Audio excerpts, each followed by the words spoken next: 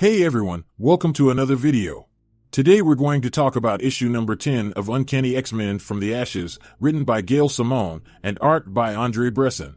But before we dive into the story, I want to ask you a favor. If you enjoy this video, please leave a like and a comment to help the channel grow. So with that said, this issue opens with Kurt walking with the farmer's daughter as they did chores around the home. And as they did that, we get a narration from Kurt saying, "Sometimes when I am sad, I write letters in my head to the family who took me in and to God. And now I have a new family who also took me in when I needed it so very much. It's not a school, not a base, it's not a country, it's a home. A home that heals me and heals us all." Now she is trying to hang on, trying to rebuild Charles's dream, maybe even the school. I don't have the heart to tell her that given the choice. I'm not certain I would go back. So with that stated, we then see Kurt on top of the roof preparing to paint, but out of nowhere, a cat knocks over the paint and sends it falling to the ground. So in an attempt to prevent the paint from hitting the girl, Kurt teleported to the ground, and before he could move her out of the way, a pink shield manifested over them and blocked them from the downpour. With this shocking turn of events, Nightcrawler had to double-check if Chelsea was indeed behind that. To which she confirms it by saying she wants her name to be Dome when she joins the X-Men.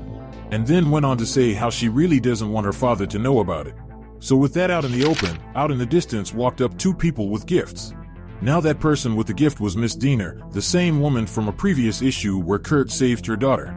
So as the woman continues to show her appreciation, Kurt continues to narrate to himself saying, "How do I tell Rogue what I'm feeling? How do I tell Rogue that here I could take the X from my clothing forever?" So as Kurt contemplates leaving the X-Men forever to pursue a relationship with Miss Diener, we transition back over to the mall with Death Dream on the ground covered in blood. At this point, everyone is pissed off and fearing the worst. So in a fit of rage, Ransom ripped off his mask and shouted how he was going to tear these Sentinel hounds apart. And as for Calico, she was completely broken because she recalled him saying that she was the first one to care if he lived or died since he was 6 years old. With that stated, Jitter leaned in close to Death Dream's mouth and noticed that he had a little pulse and concluded that his ribs were broken and he was most likely not getting any air. So as the Sentinels started to close in, Ransom stood his ground and pointed out how these robots were not about to let emergency services through. So in the meantime, Jitter activated her ability and took on the skills and knowledge of a combat medic.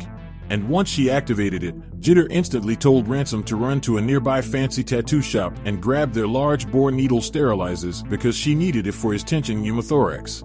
Now that was easier said than done, because Ransom didn't want to leave both Jitter and Calico alone with the dogs, but in this situation, they had no time to waste considering Jitter only had 60 seconds to work. And that was when an enraged Calico replied to Ransom's statement and said he didn't have to worry about them because she could handle her own. And with fire in her eyes, Calico hopped on the back of Ember and charged headfirst into battle.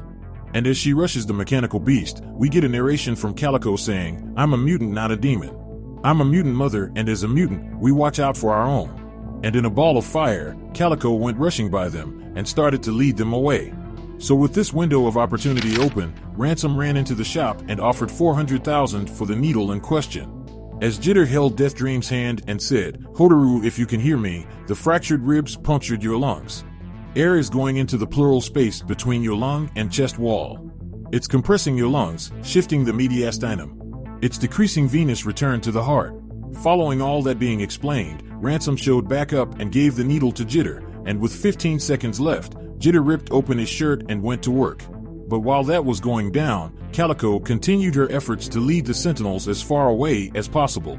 And as they hunted her, Calico told Ember if the hounds were to catch her, then she wanted Ember to just continue to run, and then continued to say, "I'm glad we got to have friends for a little bit." And on the next page, we see how the time just ran out, and Jitter is now left to deal with this on her own. So as Jitter tried to remember what to do next, we then transitioned over to Greymalkin Prison with the warden watching a news report on the events going down. And the reporter stated, reported sightings of some kind of robotic canines attacking random people at this waterfront mall.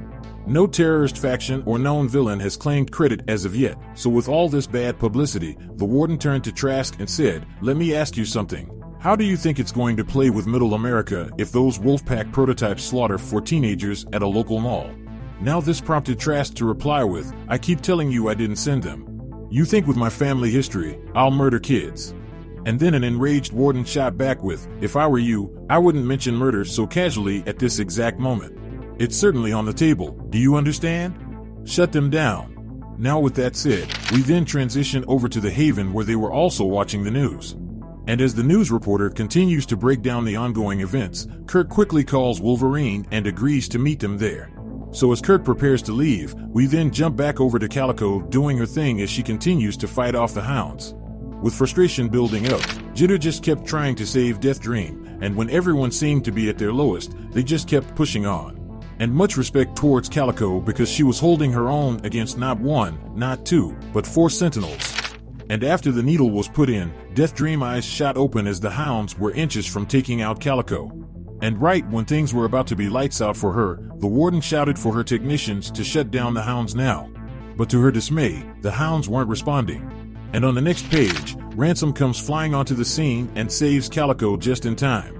With help on the scene, things started to look good until the Hounds switched their target from mutants to anything that moves, which means they are now targeting civilians. So with a wider audience in danger, Ransom quickly told Calico to tell Ember to kick him. Now the reason why he wants this to happen is because his heart could absorb the impact and charge him up. Following that turn of events, we then see Wolverine on the next page arguing with a police officer about getting in. And after they explained themselves, the officer nicely let them enter, and after Ember's super kick, Wolverine and Jubilee came crashing onto the scene. And they weren't the only new faces in the area, for Nightcrawler was now here doing his thing. And Kurt was putting in work, so with the writing on the wall, the battle was all but over as the X-Men stood victorious over the Mechanical Hounds. So with that done, the onlookers were excited for the X-Men victory. In fact, the reporters were asking for a shot of the heroes. So with the X-Men coming out on top as heroes, we then transition over to Graymalkin with the head of security bringing the scientist responsible for everything to the Warden. And once he was there, the man said, "I'm sorry, Mr. Trask said we were in danger of losing funding and I thought a successful mission would help." Now this prompted Dr. Ellis to say, "Who gave you permission to think, you useless gray functionary? You sent violent robots against children in a public space. And not only did you potentially connect us to this debacle, but you've gone and made them all heroes." So as the scientist was sent to a jail cell, we then transitioned over to Gambit and Rogue walking down the street after a great night of partying. Now as they share a passionate kiss, we see in the shadows a man waiting to do ill will. So with that said, this issue of Uncanny X-Men comes to an end. But anyway, down in the comment section below, let me know your thoughts about this issue and what predictions you could have moving forward. So with that established, I hope you enjoyed this video, and please don't forget to leave a like and a comment if you want to see more videos like this. Thank you for watching, and I'll see you in the next video.